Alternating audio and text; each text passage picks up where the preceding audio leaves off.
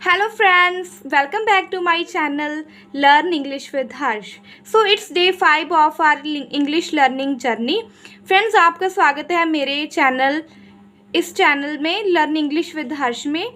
जैसे कि हमने प्रीवियस वीडियो में वर्ब की फॉर्म्स को डिस्कस किया था और आज हम वर्ब एंड इसकी टाइप्स को डिटेल में डिस्कस करेंगे। ओके, वर्ब टू टाइप्स की होती हैं, helping verb, main verb. Helping verb को हम फर्दर क्लासीफाई करते हैं और मॉडल में एक्सिलरी वर्ब होती है और लिंकिंग वर्ब होती है हेल्पिंग वर्ब में। मेन वर्ब में हमारी एक्शन वर्ब आ जाती है और स्टैटिक वर्ब आ जाती है। ये हमारी पूरी वर्ब्स होती हैं और आगे हमारे एक रेगुलर वर्ब्स होती हैं, इरेगुलर वर्ब्स आती हैं, फ्रेजल वर्ब आती हैं, इन्फिनिटिव्स आते हैं। ओके, जैसे कि हम हेल्पिंग वर्ब को हिंदी में सहायक क्रिया कहते हैं। सहायक क्रिया मीन्स जो एक सेंटेंस को बिल्ड करने में उनकी हेल्प करती हैं। ठीक है, सेंटेंस को बिल्ड करने में हेल्प करती हैं।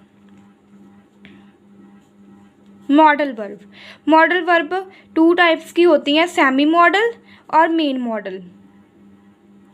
सेमी मॉडल में आ जाता है need, dare, use to, etcetera. ठीक है, और ये हमारी ना जो ये वाली होती हैं मॉडल वर्ब्स होती हैं, ये हमारी हेल्पिंग वर्ब्स इज़म आर के से।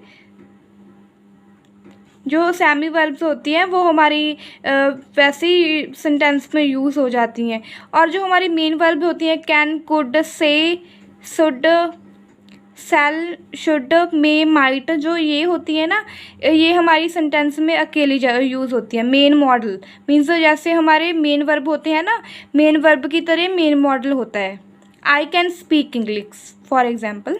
Okay, for example may it rain today, you should ओबे योर पेरेंट्स। ओके, ऐसे। और ये जो सेमी मॉडल होते हैं वो हमारे मेन नहीं हो सकते, और उनके साथ और भी हेल्पिंग वर्ब का यूज़ हो सकता है।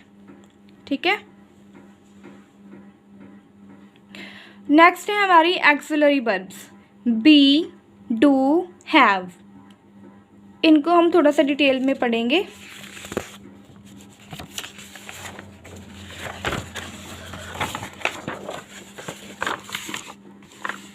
जैसे कि हमारी सेकंड है, हमारी सेकंड टाइप है वर्ब की action verb further two types के होते हैं, एक्शन वर्ब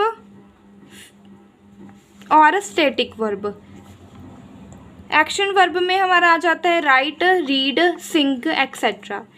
और ये स्टैटिक वर्ब है, इसमें हमारी कोई भी कैपेसिटी और हमारी वो कोई भी यहाँ पर हमारी स्टेट दिखाते हैं, अवस्था। हमारी यहाँ पर कोई भी अवस्था दिखाते हैं, अवस्था जो दिखाती है उसे स्टैटिक वर्ब कहते हैं। जैसे कि एक्सिलरी वर्ब होती है, एक्सिलरी वर्ब में बी, डू, हैव, ये फॉर्म्स यूज़ होती हैं। B1, B2, B3, B4, B5। B1 जैसे आपको पता है गो, बी, हैव, ये हमारी B1 है।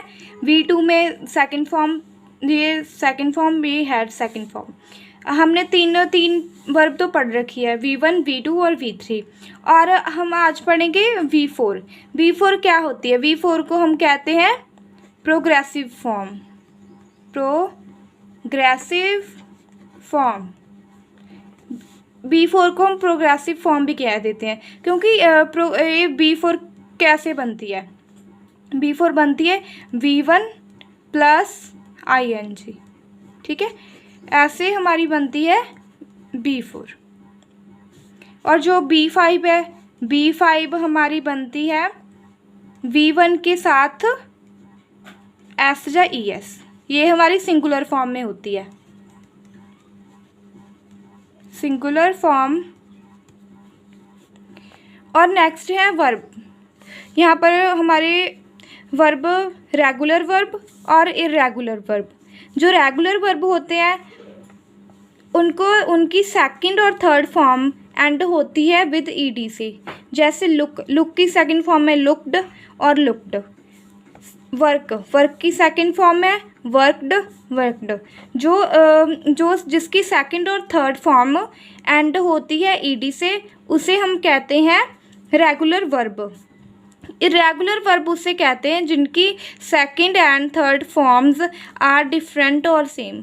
जिनकी सेकंड और थर्ड फॉर्म्स क्या होती हैं, डिफरेंट होती हैं या फिर सेम होती हैं। जैसे गो, वेंट, गॉन, इनकी सेकंड और थर्ड फॉर्म क्या है, डिफरेंट है। ओके, ये जैसे कट, सेकंड फॉर्म भी कट है और थर्ड फॉर्म भी कट है। थर्ड है यहाँ पर बाय की बाउट और बाउट, इसकी दोनों फॉर्म क्या है, सेम है। सेकंड और थर्ड फॉर्म क्या है, सेम है। जो रेगुलर फॉर्म है उससे हम कहते हैं ईडी, जिसके पीछे ईडी होता है उससे रेगुलर कहते हैं।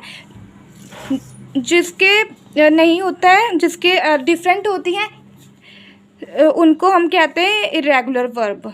सो ये रही हमारी वर्ब की क्लासिफिकेशन और ये रही पूरी types. I hope you all like my video. So friends, subscribe my channel and share with your friends. Thank you.